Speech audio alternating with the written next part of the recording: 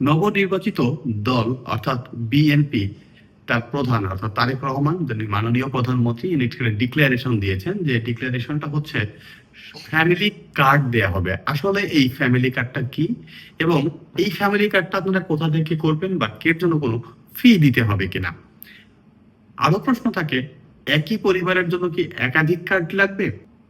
আশা করছি এই ভিডিওটি আপনাদের জন্য তথ্যমূলক হবে। আপনারা এখান থেকে বিস্তারিত জানতে পারবেন যে আসলে ফ্যামিলি কার্ডটা কিভাবে করতে হবে। তো কথা না বাড়িয়ে চলুন মূল ভিডিওতে যাওয়া যাক। তার আগে একটা ছোট রিকোয়েস্ট থাকবে, ফ্যামিলি কার্ড সংক্রান্ত ইন ডিটেলস থাকবে আমার এই চ্যানেলটিতে। যদি এই তথ্যটি আপনারা পেতে চান তাহলে সাবস্ক্রাইব করে অথবা ফেসবুকে দেখলে ফলো করে সাথে থাকুন। ফ্যামিলি কার্ডটা এই মুহূর্তে গ্রামে বা এই ফ্যামিলি কার্ডটি দেওয়ার সময় যে কথাগুলো বলেছিলেন মাননীয় প্রধানমন্ত্রী, তিনি বলেছিলেন যে 70% লোক গ্রামে বসবাস করে এবং 30% লোক শহরে বসবাস করে।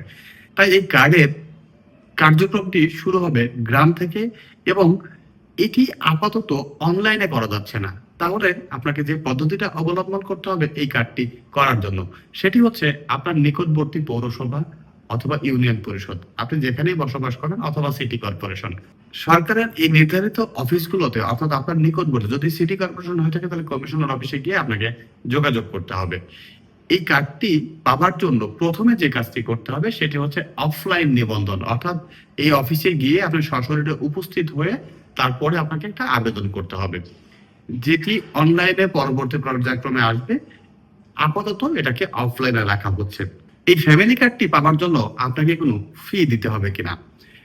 এই ফ্যামিলি কার্ডটা পাওয়ার জন্য আপনাকে কোনো ফি দিতে হবে না, কিন্তু যারা আপনার হয়ে কাজটি করে দিচ্ছে তারা আপনার কাছ থেকে হয়তো সামান্য কিছু অর্থ দাবি করলেও করতে পারে, সেটি আপনার সম্পর্কের খাতিরে দেখবেন। এই ফ্যামিলি কার্ডটা পাওয়ার জন্য সব থেকে গুরুত্বপূর্ণ দুটি জিনিস, সেটি হচ্ছে আপনার জাতীয় পরিচয়পত্র এবং আপনার ফ্যামিলি মেম্বার অর্থাৎ যার জাতীয় পরিচয়পত্র হয়নি তার জন্য জন্ম নিবন্ধন।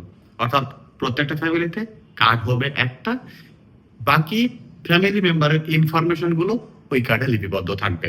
একই পরিবারে একাধিক কার্ড থাকবে না।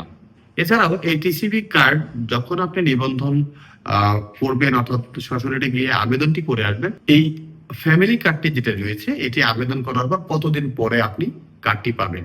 এই কার্ডটি বেসিক্যালি যখন রেডি হবে আপনার যখন রেজিস্টার্ড নাম্বারটি দিবেন, সেই রেজিস্টার্ড নাম্বারের আপনাকে একটা এসএমএস এর মাধ্যমে জানিয়ে দেওয়া হবে। তবে অবশ্যই মনে রাখবেন, আপনি যে নাম্বারটি ফ্যামিলি কার্ডের জন্য ব্যবহার করছেন তা যেন আপনার এনআইডি-তে নিবন্ধিত থাকে। অর্থাৎ এনআইডি-তে যদি এই নাম্বারটি না থাকে, অর্থাৎ আপনি যে নাম্বারটি প্রোভাইড করছেন সেটি যদি এনআইডি-তে না থাকে তাহলে কিন্তু একটু বিড়ম্বনার শিকার হতে পারেন। এই ছিল আজকের মতো যে ফ্যামিলি কার্ড সম্পর্কে বিস্তারিত তথ্য। এরপরে অনলাইন প্রসেস অথবা আরো যদি কোনো নতুন আপডেট আসে সেই আপডেটগুলো আপনাদের সাথে শেয়ার করব। যতটুকু কথা বলেছি বা যতটুকু ইনফরমেশন দিয়েছি এর মধ্যে যদি আপনার কোথাও কনফিউশন থাকে আপনি কমেন্টসের ঘরে জানাতে পারেন, আমি চেষ্টা করবো তার উত্তর দেওয়ার জন্য। আশা করছি ভিডিওটি আপনাদের জন্য উপকারে আসবে। নতুন কোনো বিষয় নিয়ে আবারও কথা হবে, ততক্ষণ পর্যন্ত ভালো থাকুন, সুস্থ থাকুন।